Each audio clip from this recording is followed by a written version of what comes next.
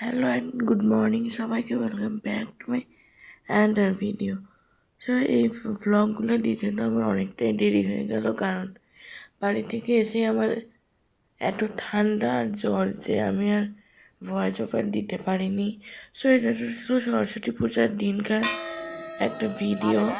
এখানে সকালবেলায় আমাদের বাড়ির পূজা করতে এসেছিলো ঠাকুরমশাই, আর আমাদের যে বারোয়ারি পূজা আমাদের মন্দিরে, সেটাই হচ্ছে বিকালবেলা হবে। সেদিনটা আমার বোনের হাতে খড়ি দেওয়ানো হলো। ও যেহেতু অনেকটাই বড় হয়ে গিয়েছে, সেই জন্য হাতে খড়ি দেওয়ানো হলো। তারপর পূজা শেষে আমরা সবাই মাছ ধরতে গিয়েছিলাম, কারণ বাড়িতে যাবো আর মাছ ধরবো এটা তো হতেই পারে না। সেদিনকার বেশিরভাগ যতগুলো মাছ দেখতেছো সবগুলাই আমার মাই ধরেছে। তোমরা তো আমার দাদা দেখলাই ভাই যে ধরেছিল। আমার বাড়িতে এসে আমি আমি না তো আমার মা অনেকগুলো মাছ ধরেছে, সেগুলো কাটাকুটি হচ্ছিল। আজকের এই ব্লগটা আমার নির্ঘাত কপিরাইট খাবে, নাকি বাইরে বিশাল জোরে বক্স বাজতেছে। আমাদের বারোয়ারি যে পূজা আমাদের গ্রামে, সেই পূজাটা হবে আমাদের মন্দিরেই।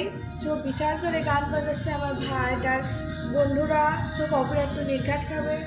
সো আমি যেটা বলছিলাম যে আমার একটি স্পেশাল প্ল্যান আছে, সেটা হচ্ছে বাড়িতে এসে আমার বাড়ির সরস্বতী পূজা, সেটা একটা স্পেশাল প্ল্যান আছে যে আমি শাড়ি পরবো। সরস্বতী পূজা মানেই মেয়েদের শাড়ি পরা, তো আমি শাড়ি পরবো। তোমরা আমাকে আগে শাড়ি পরা কোনো ভিডিও পাও নাই, আমি আগে পড়েছি দু একবার, কিন্তু তোমরা পাও নাই, সেটা একটা স্পেশাল।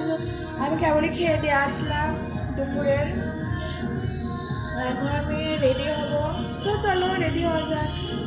এটা আমি সুন্দর করে শাড়ি পরে রেডি হয়ে গিয়েছি। তারপর বিকালবেলা আমাদের মন্দিরে পূজা শুরু হয়ে গিয়েছিল। এখানে আমি, আমার বোন, আমার বৌদি সবাই শাড়ি পরেছি। সো আজকের ভিডিওটা এখানে শেষ করলাম।